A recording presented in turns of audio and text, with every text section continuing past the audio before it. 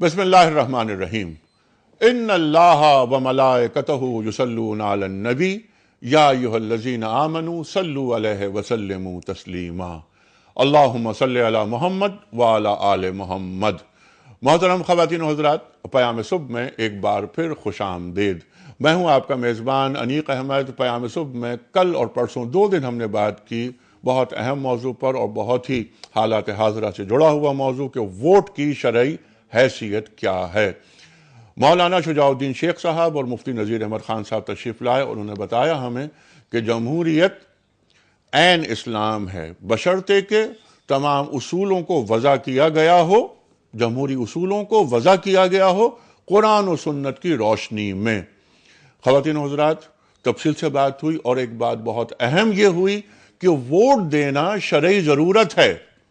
Vote دینا شرعی ضرورت ہے۔ جو لوگ نہیں جاتے ووٹ دینے کے لیے، وہ ان کی مثال ایسی ہے کہ جیسے سچی گواہی سے انہوں نے خود کو دور رکھا اور جھوٹی گواہی کے مرتکب ہوئے۔ یہ فرمایا مولانا شجاع الدین شیخ صاحب نے اور مفتی نذیر احمد خان صاحب نے۔ ایک عام تاثر یہ ہے کہ سیاست سے کیا تعلق دین کا؟ سیاست سے مکمل تعلق ہے دین کا۔ ہمارا دین کیونکہ دین مکمل ہے۔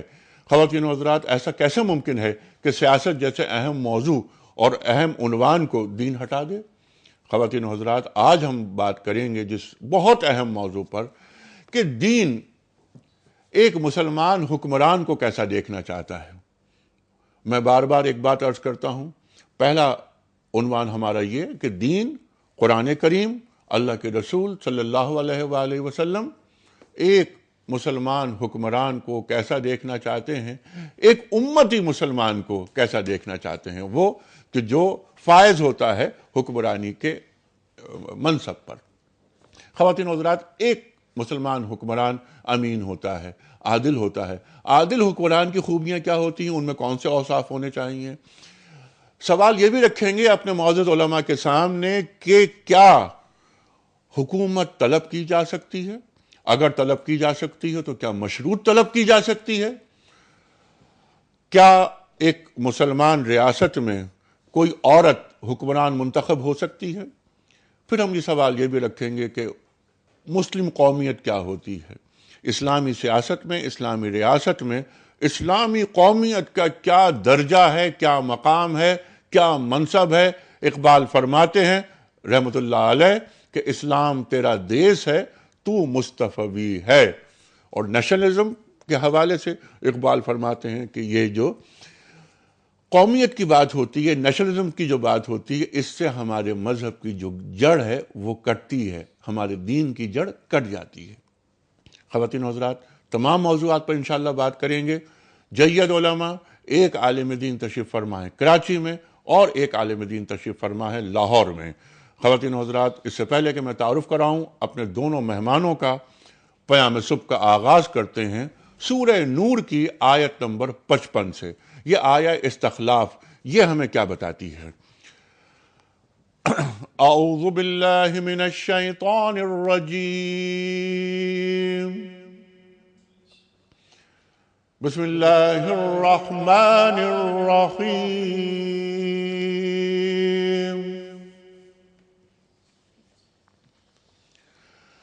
وعد اللہ الذین آمنوا منکم وعملوا الصالحات لیستخلفنہم فی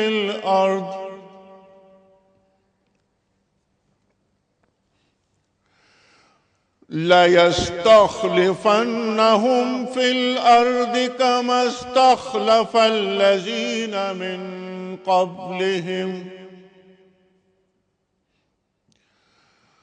وَلَيُمَكِّنَنَّ لَهُمْ دِينَهُمُ الَّذِي ارْتَدَىٰ لَهُمْ وَلَيُبَدِّلَنَّهُمْ مِنْ بَعْدِ خَوْفِهِمْ أَمَنًا يَعْبُدُونَنِي لَا يُشْرِكُونَ بِي شَيْئًا وَمَنْ كَفَرَ بَعْدَ ذَلِكَ فَأُولَئِكَ هُمُ الْفَاسِقُونَ۔ صدق اللہ العظیم۔ خواتین حضرات، یہ سورہ نور کی آیت نمبر 55 تلاوت کرنے کا شرف میں نے حاصل کیا۔ اس آیت کو آیہ استخلاف کہا جاتا ہے۔ ترجمہ پیش کر رہا ہوں۔ اللہ تعالیٰ وعدہ فرماتا ہے کہ وہ ان لوگوں کو زمین میں حکومت عطا فرمائے گا جو ایمان لائیں گے اور نیک عمل کریں گے، جیسا کہ اللہ نے اس سے پہلے اہل ہدایت لوگوں کو حکومت دی تھی، اور جس دین کو اللہ تعالیٰ نے ان کے لیے پسند فرمایا ہے یعنی اسلام، اس کے ذریعے انہیں قوت دے گا اور ان کے خوف کو امن کے ساتھ اور ان کے خوف کو امن میں تبدیل کر دے گا۔ بس وہ میری عبادت کرتے رہیں اور میرے ساتھ کسی قسم کا شرک نہ کریں، اور جو کوئی اس وعدے کے بعد ناشکری کرے گا وہ فاسقوں میں سے ہوگا۔ صدق اللہ العظیم۔ خواتین و حضرات، یہ ہے اللہ تعالیٰ کا وعدہ۔ ہمارا خوف امن میں تبدیل کب ہوگا؟ فَلْيَعْبُدُوا رَبَّ هَذَا الْبَيْتِ الَّذِي أَطْعَمَهُم مِّن جُوعٍ وَآمَنَهُم مِّن خَوْفٍ۔ سورہ قریش میں اللہ تعالیٰ ارشاد فرما رہا ہے، تفصیل سے بات کریں گے۔ کراچی میں تشریف فرما ہے مفتی محمد نجیب صاحب۔ خواتین و حضرات، ایک ایسے عالم جنہوں نے پاکستان میں پڑھا، پاکستان کے باہر پڑھا، دارالعلوم کراچی سے فارغ التحصیل، کیمبرج سسٹم کے تحت جو اسکول چلتے ہیں، یعنی او لیولز اور اے لیول جہاں کرایا جاتا ہے، اس اسکول کے پرنسپل۔ خواتین و حضرات، صاحب نگاہ، عہد کا لمس گفتگو میں آج کے جو مسائل ہیں دنیا کے، اس ماڈرن دنیا کے، اس کی جو ریئل انٹرپریٹیشن ہوتی ہے اس کو سمجھتے ہیں۔ ایسے ہی لوگ ہمارے دین کو درکار ہیں۔ خواتین و حضرات، لاہور میں تشریف فرما ہیں ایک اور بہت معروف اور مقبول نام، پڑھاتے ہیں جامعہ پنجاب میں، شعبہ ہے اسلامک اسٹڈیز، کئی کتابوں کے مصنف، صاحب نگاہ، محترم ڈاکٹر محمد حماد لکھوی صاحب۔ لکھوی صاحب، السلام علیکم۔ وعلیکم السلام ورحمۃ اللہ وبرکاتہ۔ کیسا مزاج ہے لکھوی صاحب آپ کا؟ جی اللہ کا شکر ہے جی، الحمدللہ۔ اچھا، آپ کا میں بہت شکر گزار کہ آپ نے ہمیں وقت دیا۔ جی بڑی پروگرام کا آغاز کرتے ہیں محترم مفتی نجیب صاحب سے، لیکن پہلے کوئی اس کمپٹیشن میں کل کے سوال کا درست جواب اور آج کا سوال۔ کل سوال ہم نے یہ رکھا تھا آپ کی خدمت میں کہ غزوہ خندق کا دوسرا نام کیا ہے؟ صحیح جواب غزوہ احزاب۔ آج کا سوال نوٹ فرما لیجئے۔ کس پیغمبر کے ساتھیوں کا لقب حواری تھا؟ کس پیغمبر کے ساتھیوں کا لقب حواری تھا؟ حضرت ابراہیم علیہ السلام، یا حضرت عیسیٰ علیہ السلام، یا حضرت اسحاق علیہ السلام؟ صحیح جواب روانہ فرمانے کے لیے ہمارے فون نمبرز ہیں 0092213009091 اور 982، اور ہمارا ای میل ایڈریس ہے ps@dunyatv.tv، اور ہمارا SMS کا نمبر ہے 3031۔ پروگرام کا آغاز کرتے ہیں مفتی نجیب صاحب سے۔ مفتی صاحب، سمپل سوال آپ کی خدمت میں، بلکہ اس سے پہلے ایک آیت میں چاہتا ہوں کہ پڑھوں کہ یا ایھا الذین آمنوا اطیعوا اللہ واطیعوا الرسول واولی الامر منکم فإن تنازعتم فی شیء فردوہ الی اللہ والرسول۔ اولی الامر کی یہاں بات ہوئی، اطاعت کی بات ہوئی، اس کی بھی اطاعت کرو۔ ایک اولی الامر کون ہوتا ہے؟ مسلمان حکمران کون ہوتا ہے؟ یہاں اولی الامر سے کیا مراد ہے؟ بسم اللہ الرحمن الرحیم۔ پہلی بات تو یہ کہ اس موضوع کا انتخاب بہت ہی خوش آئند بات ہے، کیونکہ ہمیں ہمیشہ بعض دفعہ انٹرپریٹیشنز میں ہم بعض دفعہ ویسٹ سے مروب ہو کر اسی انٹرپریٹیشن کو اپنے اوپر فٹ کرنا چاہتے ہیں، جس کے بارے میں ہمارے پاس بہت ہی ایبسولوٹ ورژن موجود ہوتا ہے، لیکن ہم اس کو بالائے طاق رکھ کے اس کو فٹ کرنا چاہتے ہیں۔ آپ نے دو آیات تلاوت فرمائی، ایک وہ جو آپ نے پروگرام کے آغاز میں تلاوت فرمائی جو بنیادی اصول ہے، اور میں اس پہ صرف اتنی سی بات کر کے چلا جاؤں گا، اس لیے میں بات کروں گا کہ شاید ہمیں آگے وہ موقع نہ آئے تو، کہ اللہ تبارک و تعالیٰ نے اس میں ایک اصول بیان فرمایا ہے، اور وہ اصول بڑی آیت کا آغاز کیا ہے کہ اللہ نے آپ سے وعدہ کیا ہے۔ تو مقصد یہ ہے کہ خلافت موعود ہے، It's promised ٹھیک from Allah subhanahu wa ta'ala. It's a God gifted thing جو اللہ تبارک و تعالیٰ آپ کو انعام میں نوازیں گے, but this promise is conditional. سبحان اللہ وہ موعود مشروط ہے, سبحان. اور اللہ کا وعدہ اور جھوٹا نہیں ہوتا. اللہ کا وعدہ جھوٹا نہیں ان ہوتا, اللہ لا تخلف لا المیعاد. تخلف المیعاد, لیکن وہ وعدہ مشروط ہے دو چیزوں کے ساتھ, ایک ہے ایمان اور ایک ہے اعمال صالحہ, کہ ان دو کی برکت سے صرف تمہیں نہیں بخشا, اس سے پہلے بھی اللہ تبارک و تعالیٰ نے جن کو حکومت دی, جن کو خلافت دی, حکومت کے اندر تخویف ہوتی ہے, بنا بر خوف اطاعت ہوتی ہے, خلافت کیونکہ دلوں پہ حکومت ہوتی ہے تو بنا بر محبت اطاعت ہوتی ہے, مان رہا ہوتا ہے اور اس کی عظمت اور محبت بھی ہوتی ہے. تو میں ایسی خلافت دوں گا جو گاڈ گفٹڈ ہے, لیکن وہ پرومس ہے, وہ پرومس ہے ایمان اعمال کے ساتھ. وہ ایمان اعمال آ جائیں گے تو اللہ وہ خلافت عطا فرمائیں گے, اور وہ چیز جس سے تم مستقبل میں خوف سے ڈرتے ہو اس خوف کو امن سے تبدیل کر دیں گے. ایک تو یہ بات سمجھ لینی چاہیے, لیکن بہت ہی کنڈیشنل یہ ایک اور بات یہ کہ شرک نہ کرنا, اس کے حاصل ہونے کے بعد بھی پھر شرک نہیں ہے, لا یشرکون بھی, اور اس سے پہلے یہ کہ میری ہی عبادت کرتے رہنا. یعنی عبادت کسے کہتے ہیں؟ اللہ کی عبادت کہتے ہیں, اللہ کی پرستش اور اس کی اطاعت کمال عظمت اور محبت کی وجہ سے. سبحان اللہ.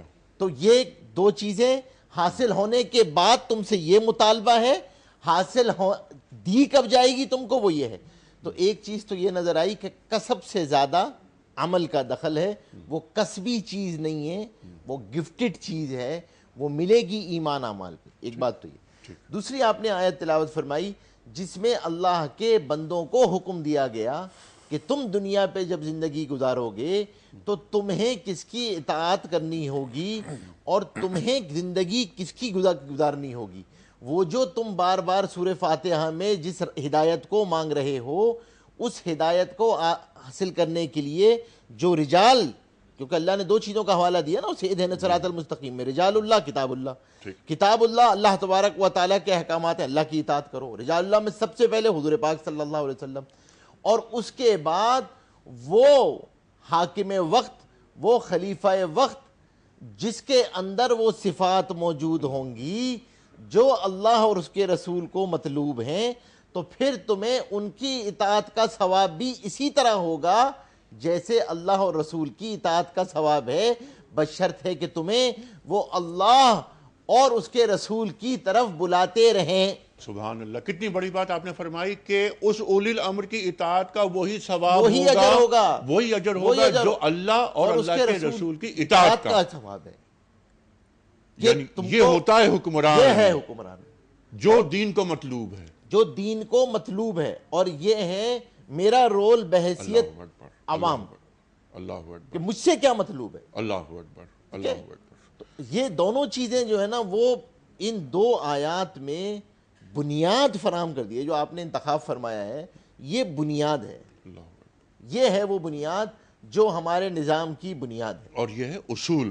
ڈاکٹر صاحب آپ کی طرف آ رہا ہوں میں. یہ جو بنیادی گفتگو فرمائی, اصول جو قرآن کریم بیان کر رہا ہے کہ زمین میں ہم کس کو اقتدار دیں گے, ان کی بات ہو رہی ہے, ان سے وعدہ کر رہا ہے. اور جو آپ نے بات فرمائی اللہ تعالیٰ کا وعدہ ظاہر ہے کبھی جھوٹا ہو ہی نہیں سکتا. ان اللہ لا تخلف المیعاد. اللہ تعالیٰ سے بڑا سچا کون ہوگا, اور اللہ تعالیٰ سے بڑا غیرت مند کون ہوگا. الذین ان مکناہم فی الارض اقاموا الصلاۃ وآتوا الزکاۃ. امر بالمعروف نہی عن المنکر کی بات بھی قرآن کریم کرتا ہے. یہ فرمائیے کہ قرآن کریم حکمرانی کے اصول اور آداب, جس گفتگو کا آغاز کیا مفتی صاحب نے, میں چاہتا ہوں ذرا یہ اصول اور آداب قرآن کریم ہمیں کیا بتا رہا ہے, دین ہمیں کیا بتا رہا ہے, اس پہ روشنی ڈالیے. جی بسم اللہ الرحمن الرحیم. انیک صاحب جو آیت کریمہ آپ نے تلاوت فرمائی ابھی, الذین مکناہم فی الارض, اس کو دیکھ لیجئے, یا جو آیت استخلاف ہے اس کو دیکھ لیجئے. اس میں وعدہ ہے کہ ہم آپ کو خلافت دیں گے, لیکن اس کی شرط ہے کہ ایمان اور کردار یہ دو چیزیں ہوں گی تو خلافت ملے گی. اور یہاں پہ ایک شرط بتائی ہے, ان مکناہم فی الارض. اگر حالات ایسے پیدا ہو جائیں کہ یہ لوگ ایسے ہوتے ہیں کہ ان کو اگر حکمران بنا دیا جائے تو ان کا کردار کیسا ہوتا ہے. اس کا مطلب یہ ہے کہ جو کردار اللہ تعالیٰ کو ہر انسان سے مطلوب ہے وہی کردار اللہ تعالیٰ کو حکمران سے مطلوب ہے۔ اللہ تعالیٰ کو ایک ایسا بندہ چاہیے جو عبد ہو، اللہ کا بندہ ہو، نبی کریم صلی اللہ علیہ وآلہ وسلم کے نمونہ عبدیت پر سرگرم عمل ہو، اور جو عبدیت کا نمونہ نبی کریم صلی اللہ علیہ وسلم نے چھوڑا ہے وہ اس پر زندگی گزار رہا ہو۔ ایسا انسان مطلوب اللہ تعالیٰ کو مطلوب ہے، اور قرآن ایسے انسان مطلوب کا تصور دیتا ہے۔ اب وہی انسان اور اسے اولی الامر کہتا ہے۔ میں عرض کرتا ہوں، اب وہی انسان مطلوب جس کے پاس اختیار حکومت کا ہو، جس کے پاس اختیار اپنے گھرانے کا ہو، جس کے پاس اختیار صرف اسی اپنی 5-6 فٹ کی کائنات کا ہو، یعنی اس کے اپنے جسم کا اختیار ہو، بہرحال کلکم راع وکلکم مسئول عن رعیتہ، ہر شخص کسی نہ کسی راج دہانی کا مالک ہے۔ اس کی راج دہانی چھوٹی ہے یا بڑی ہے، اس کی رعایا، اس کی عوام، وہ چاہے اس کا اپنا جسم تک اس کی بادشاہت محدود ہے، لیکن ایک بات لازمی ہے کہ کلکم راع وکلکم مسئول عن رعیتہ۔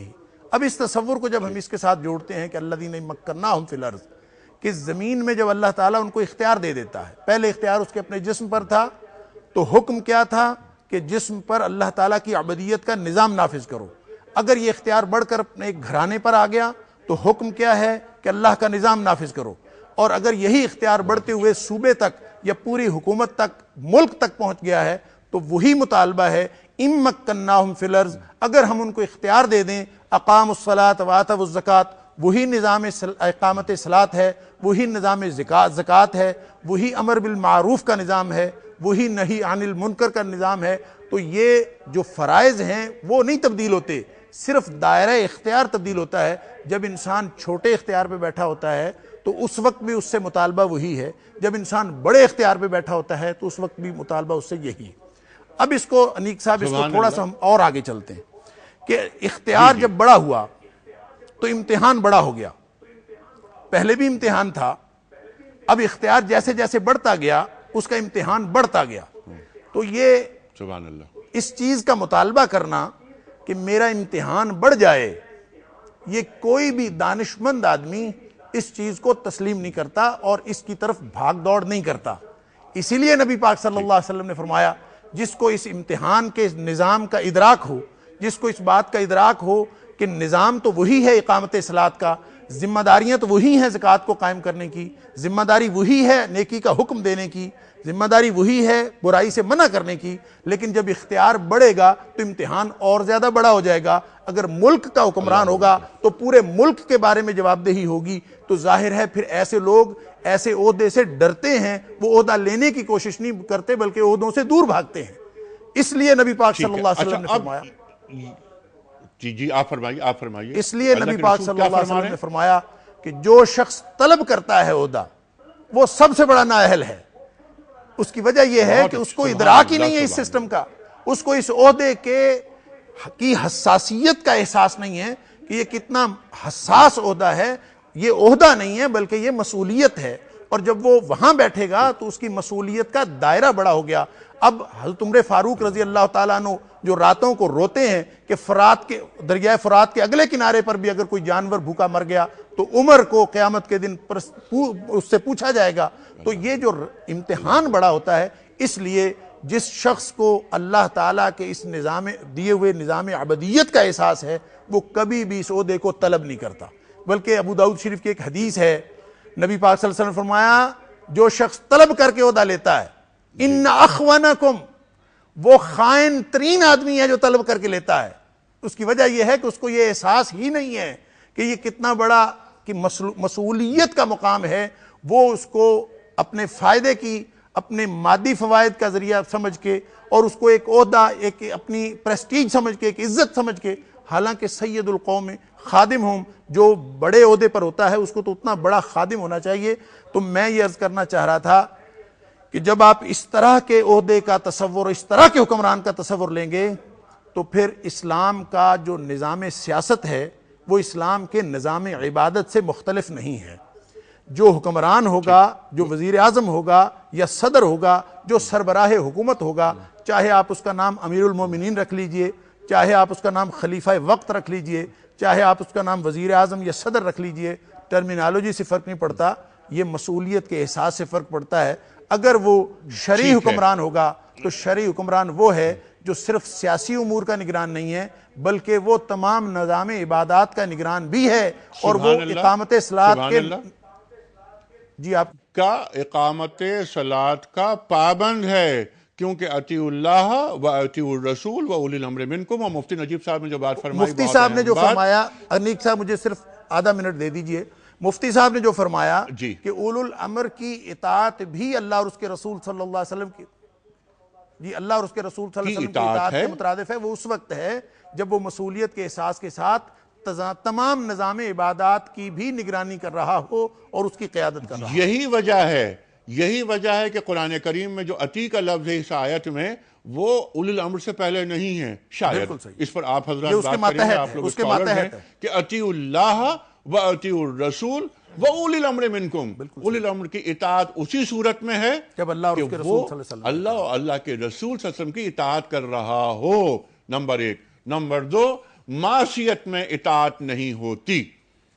ٹھیک ہے ڈاکٹر صاحب؟ لا طاعت لمخلوق۔ اب ہم جا رہے ہیں بریک کی جانب، واپس آئیں گے۔ خواتین و حضرات، بہت اہم باتیں قرآن کریم کا جو کی بنیاد، تصورات، جو روح ہے حکمرانی کے حوالے سے، وہ گفتگو ڈاکٹر حماد لکھوی صاحب نے اور مفتی نجیب صاحب نے عطا فرمائی۔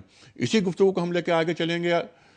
ٹیلی فون لائنز اوپن ہوں گی، آپ کے سوالات، ہمارے علماء کے جوابات۔ بہت اہم دن ہے پرسوں 11 مئی، انتخابات کا دن ہے، ووٹ دینے کا دن۔ ہم یہ ووٹ کو ایک امانت سمجھیں، جیسے کل بھی ہم نے بات کی، امانت ہے، وکالت ہے، شہادت ہے، شفاعت ہے۔ ہم اپنے لیے اپنے حکمران منتخب کریں۔ پوچھا گیا کہ حکمران کا انتخاب کیسے ہو؟ اس کا ماضی دیکھو، اس کا ماضی دیکھو۔ ووٹ دیتے ہوئے جب تک ہم ماضی نہیں دیکھیں گے، تب تک ہم اپنے لیے وہ حکمران منتخب نہیں کر سکتے جو قرآن کریم کو، اللہ کو اور اللہ کے رسول صلی اللہ علیہ وآلہ وسلم کو ہم سے مطلوب ہے۔ خواتین و حضرات، بریک کی طرف جا رہے ہیں، واپس آئیں گے، گفتگو کو آگے بڑھائیں گے، اور ایک سوال یہ بھی رکھیں گے کہ کیا کسی مسلمان ریاست میں کوئی خاتون سربراہ مملکت ہو سکتی ہیں؟ دین ہمیں کیا تعلیم کر رہا ہے؟ ایک چھوٹا سا بریک۔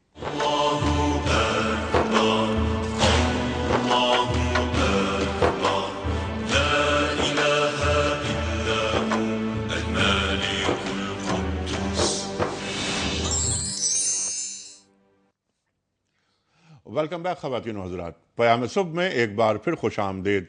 تشریف فرما ہے کراچی اسٹوڈیوز میں ہمارے ساتھ محترم مفتی محمد نجیب صاحب، ممتاز عالم دین، دارالعلوم کراچی سے فارغ التحصیل، دنیا بھر کا آپ نے سفر کیا، صاحب نگاہ، صاحب بصیرت، اور لاہور میں ہمارے ساتھ تشریف فرما ہے پنجاب یونیورسٹی میں اسلامک اسٹڈیز کے پروفیسر، صاحب نگاہ، کئی کتابوں کے مصنف، محترم ڈاکٹر محمد حماد لکھوی صاحب۔ خواتین حضرات، بات ہو رہی ہے کہ مسلمان حکمران کیسا ہوتا ہے۔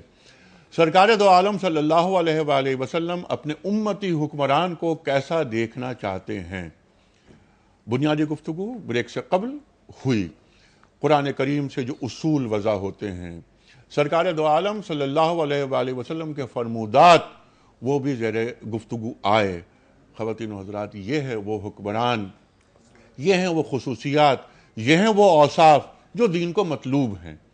ہمارے حکمران صرف پاکستان کے ہی کے نہیں، میں عالم اسلام کی بات کر رہا ہوں، وہ مسلمان حکمران جو نبی کا کلمہ پڑھتے ہیں، لا الہ الا اللہ محمد الرسول اللہ کا ورد کرتے ہیں۔ جب ذکر ہوتا ہے اللہ کے رسول صلی اللہ علیہ وسلم کا تو وہ آپ دیدہ ہو جاتے ہیں۔ وہ مدینہ منورہ تشریف لے جاتے ہیں، وہاں جا کے حاضری دیتے ہیں، سلام پیش کرتے ہیں، وعدے کرتے ہیں، لیکن جب اپنی اپنی ریاستوں میں آتے ہیں تو ان کے اعمال کیا ہوتے ہیں؟ یہی وجہ ہے کہ عالم اسلام میں حکمران کسی اور طرح سوچ رہے ہیں اور عوام کسی اور طرح۔ حکمرانوں میں اور عوام میں کبھی بودھ نہیں ہونا چاہیے، یہ دین کا تقاضا ہے۔ فرد، معاشرہ اور ریاست تینوں میں ہم آہنگی ہونی چاہیے. یہ دین کو مطلوب ہے اور اللہ کے رسول صلی اللہ علیہ وآلہ وسلم نے یہ کر کے دکھا دیا. لقد کان لکم فی رسول اللہ اسوۃ حسنہ. رشد و ہدایت کے تمام سوتے پھوٹتے ہیں تو مدینہ منورہ سے. خواتین و حضرات، آیہ استخلاف یہاں پر تلاوت کرنے کا شرف میں نے حاصل کیا. یہ ہے اللہ تعالیٰ کا وعدہ، اور جو مفتی صاحب نے فرمایا کہ اللہ تعالیٰ کا وعدہ کبھی جھوٹا نہیں ہوتا. زمین میں ہم حکومت دیں گے ان کو کہ جو نیک اعمال کریں گے، ایمان لائیں گے. اللہ تعالیٰ خوف کو امن میں بدل دے گا. میری دعا ہے کہ اللہ تعالیٰ ہمارے خوف کو امن میں تبدیل کر دے. اطعمہم من جوع وآمنہم من خوف. یہ فرما رہا ہے اللہ تعالیٰ. ہمارے حالات کیسے ہیں؟ تبدیل ہوں گے؟ لا تقنطوا من رحمت اللہ. اللہ کی رحمت سے مایوس نہیں ہونا چاہیے، ضرور تبدیل ہوں گے.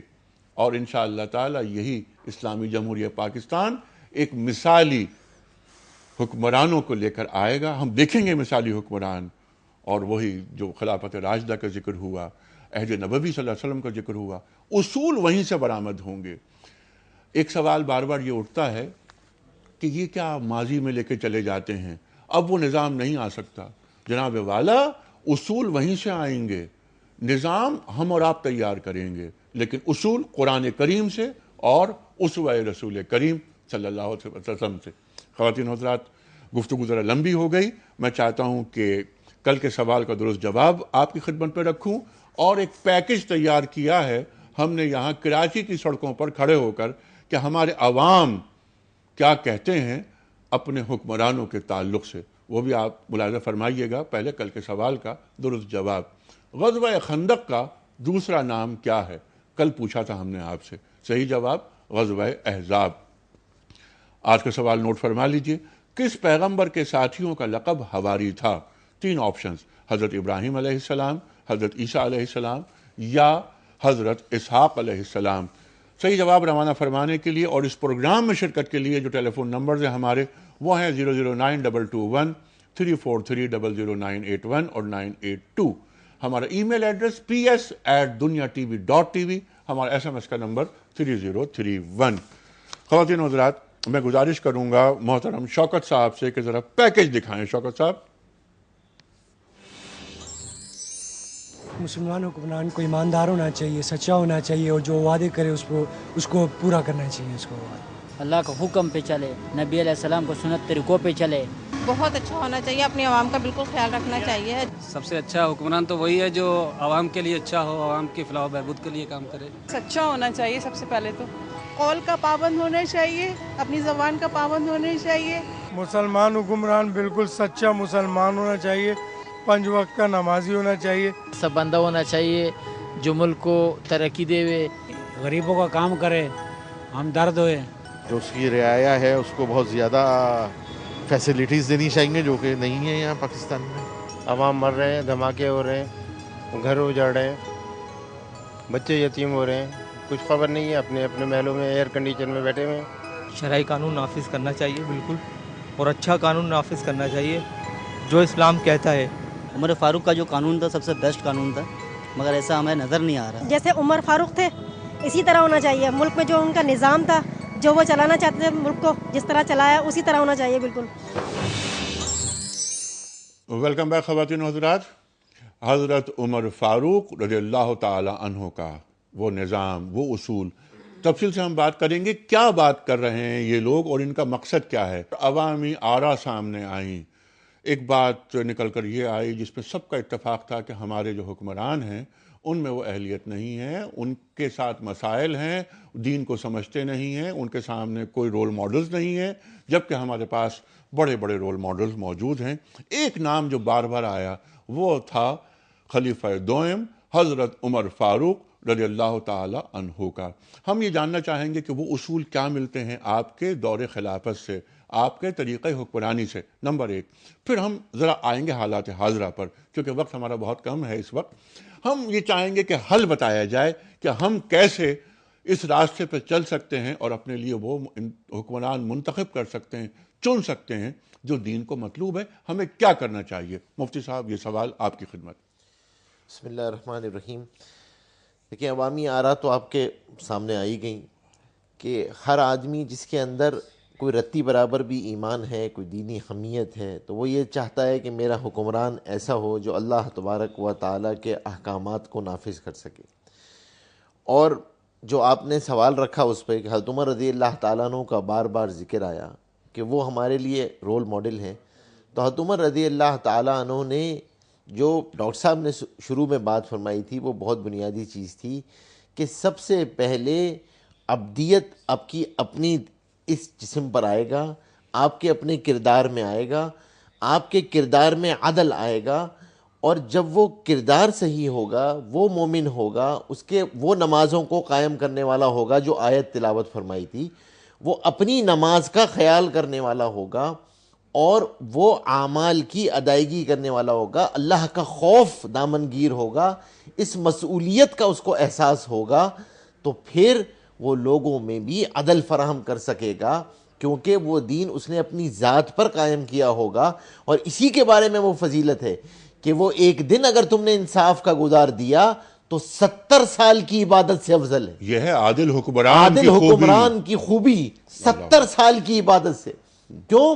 کیونکہ جب انصاف ہوگا تو پھر اللہ کی مخلوقات اس کے لیے دعا کریں گی، اللہ کی مخلوقات اس کے لیے، ورنہ تو یہ مسئولیت ہے. اس لیے سب سے بنیادی چیز یہ ہے کہ صالح افراد کا انتخاب اور معاشرہ صالح افراد کو پیدا کرے. ہم اپنے اندر وہ صلاحیت پیدا کریں کہ صالح افراد اوپر آئیں، اور جب صالح افراد اوپر آئیں گے تو پھر اللہ تبارک و تعالیٰ کی مدد بھی شامل حال ہوگی. ٹھیک ہے. اور جب ووٹ دیں تو یہ بات ذہن میں رکھیں کہ صالح قیادت آنی ہے. یہ شخص جائے گا، اسمبلی میں بیٹھے گا، اس کو درد ہے ہمارا، اور یہ ہمارے معاشرے کی نفسیات سے واقف ہے، یہ ہمارے دکھوں کا علاج کرنا جانتا ہے، کیونکہ یہ ہم میں سے ہے، ہم میں اٹھتا بیٹھتا ہے، اور یہ دینی اصولوں سے واقف ہے. اس کا ماضی کیا ہے اس پہ بھی نگاہ رکھنے کی ضرورت ہے. کچھ تین چیزیں اس کا مطلب یہ ہو گئی جو آپ نے فرمائی. خلاصہ یہ کہ وہ مومن ہو اور اس کے اندر علم ہو، کردار کا سچا ہو اور عادل ہو. تو یہ 4 چیزیں اس کے ماضی سے ہم تلاش کر کے یہ 4 چیزیں اس کو دیکھیں گے اور اس کے مطابق ہم یہ فیصلہ کریں گے. ٹھیک ہے. کچھ سوالات لیتے ہیں. السلام علیکم.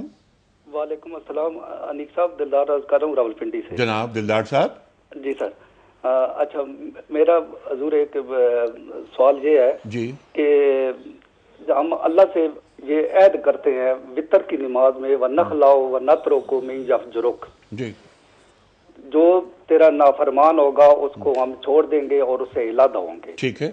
لیکن جب بھی الیکشن ہوتے ہیں ہم ایسے ہر نافرمان اور بدعہد حکمران کے پیچھے دوڑ رہے ہوتے ہیں اور اس کی بالکل ٹھیک ہے. بالکل ایسی قیادت کو ہم اپنے لیے کیوں منتخب کر لیتے ہیں؟ یہ سوال ڈاکٹر صاحب آپ کی خدمت میں، اور آخر کے 2 منٹ ہیں آپ کے پاس. ارشاد فرمائیے. جی نبی پاک صلی اللہ علیہ وسلم کا ایک مختصر سا فرمان ہے اعمالکم عمالکم. جس طرح کے تمہارے اعمال ہوں گے اسی طرح کے تمہارے حکمران ہوں گے.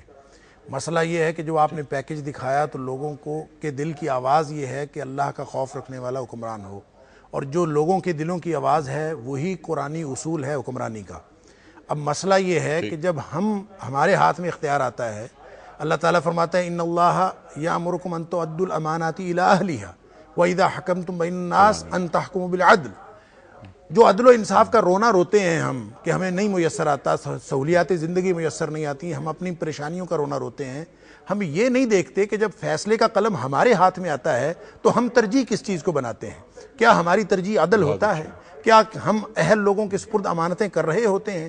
اور جب حکمرانی جیسی امانت آپ کے ہاتھ میں آئے، ووٹ جیسی چیز، اور آپ جب دیتے وقت یہ ترجیح دین کو نہ بنائیں اور ترجیح ایسے حکمران کو نہ بنائیں جو عوام کے ایک طرف عوام کی ضروریات اور ان کے مسائل کا خیال رکھنے والا، جو اللہ کا خوف رکھنے والا ہوگا وہی عوام کے مسائل کا خیال رکھنے والا ہوگا.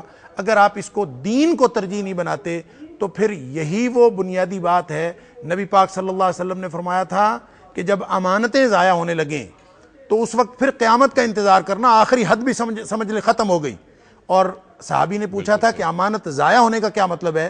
تو آپ نے فرمایا تھا اذا وسد الامر الی غیر اہلہ، جب نااہل لوگوں کو آپ ووٹ دینا شروع کر دیں، جب امانتیں آپ نااہل لوگوں کو سپرد کرنا شروع کر دیں، تو پھر اس کے بعد قیامت ہی آئے گی، سارا نظام بگڑ جائے گا، کیونکہ حکمرانی وہ بنیاد ہے، وہ مرکز ہے جس کے ساتھ نظام سیاست بھی جڑا ہے، نظام عبادت بھی جڑا ہے، نظام زکوٰۃ بھی جڑا ہے، نظام اقامت صلاۃ بھی جڑا ہے، امر بالمعروف نہی عن المنکر، سب کچھ اسی ایک مرکز کے ساتھ جڑا ہے۔ اگر اس میں خرابی آ گئی، آپ نے ووٹ غلط کاسٹ کر لیا، تو سارے معاملات خراب ہو گئے۔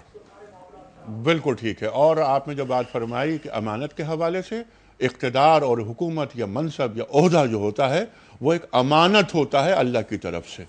بالکل صحیح، ٹھیک ہے، بالکل صحیح ڈاکٹر صاحب میری بات آواز آ رہی ہے؟ بالکل صحیح ہے، آپ نے صحیح فرمایا۔ جی، وہ امانت ہوتا ہے، اس کو حق نہیں سمجھنا چاہیے۔ اور جو آپ نے شروع میں بات فرمائی تھی، میں وہ ریپیٹ کرتا ہوں، بہت عمدہ پوائنٹ آپ نے اٹھایا تھا کہ میں مسئولیت کا سوال مجھ سے ہوگا، میں اس پہ پریشان ہوتا ہوں۔ اگر میں حکمران بن جاتا ہوں تو میری ذمہ داریاں بڑھ جاتی ہیں، یہ ذمہ داری کی بات ہوتی ہے، اور میری جو باز پرس ہوگی وہ بہت زیادہ ہوگی۔ تو یہ مقام طلب کا نہیں ہے، یہ مقام طلب کا نہیں ہے۔ اللہ کے رسول فرما رہے ہیں صلی اللہ علیہ وسلم کہ جو تم میں سے عہدہ طلب کرے اسے اپنے میں سے ہٹا دو، نکال دو اس کو۔ آخری بات میں چاہتا ہوں کہ آپ دونوں حضرات فرما دیں، اور ایک ایک جملے میں، کیا کسی مسلمان ریاست میں ڈاکٹر صاحب کوئی عورت حکمران ہو سکتی ہے؟ مشیر ہو سکتی ہے، اعلیٰ سے اعلیٰ عہدے پر فائز ہو سکتی ہے، حکمران نہیں ہو سکتی۔ ٹھیک، مفتی صاحب؟ بالکل صحیح بات ہے، مشیر ہو سکتی ہے، حکمران نہیں ہو سکتی۔ اور یہاں پر ہمیں یاد آتا ہے وہ واقعہ ہے کہ جب ایران کی عورت کو حکمران بنایا گیا تھا، کسریٰ کی بیٹی کو جب اطلاع ملی تو اللہ کے رسول فرما رہے ہیں صلی اللہ علیہ وسلم، وہ قوم کبھی فلاح نہیں پا سکتی جو اپنے لیے عورت کو حکمران منتخب کر لے۔ خواتین حضرات، یہاں پروگرام کا وقت ختم ہو رہا ہے۔ مسلم حکمران کیسا ہونا چاہیے، یہ مثالی باتیں نہیں ہیں، ان کو زمینی حقائق بننا ہے، کیونکہ قرآن کریم قیامت تک کے لیے راہ ہدایت ہے۔ اور یہ صرف گفتگو نہیں، لفظوں کی جگالی نہیں، ایسے حالات و واقعات پیدا کرنے ہیں۔ یہ اس وقت تک پیدا نہیں ہو سکتے جب تک کہ ہمارا کردار، عملی کردار سامنے نہیں آتا۔ ووٹ دیں، اپنے اہم لوگوں کو چنیں، ان لوگوں کو چنیں جو نیک اور صالح ہوں۔ مفتی صاحب ایک پرچی نکال کر اعلان کر دیجئے آپ اس خوش نصیب کا جس کی خدمت میں ہم کتابوں کا تحفہ پیش کر رہے ہیں صحیح جواب بتانے کی صورت میں۔ جی، مسز کوثر جبین کراچی سے۔ مسز کوثر جبین کراچی سے آپ کی خدمت میں کتابوں کا تحفہ اور قول حضرت علی کرم اللہ وجہ۔ پروگرام ختم کرتے ہیں اس قول پر۔ آپ فرماتے ہیں کہ حلال کمائی کی لذت اس شخص کو محسوس ہوتی ہے جو حرام کمائی چھوڑ دینے کی مکمل کوشش کرتا ہے۔ سبحان اللہ۔ حلال کمائی کی لذت اس شخص کو محسوس ہوتی ہے جو حرام کمائی چھوڑ دینے کی مکمل کوشش کرتا ہے۔ خواتین و حضرات، انیق احمد کو اجازت، خدا حافظ۔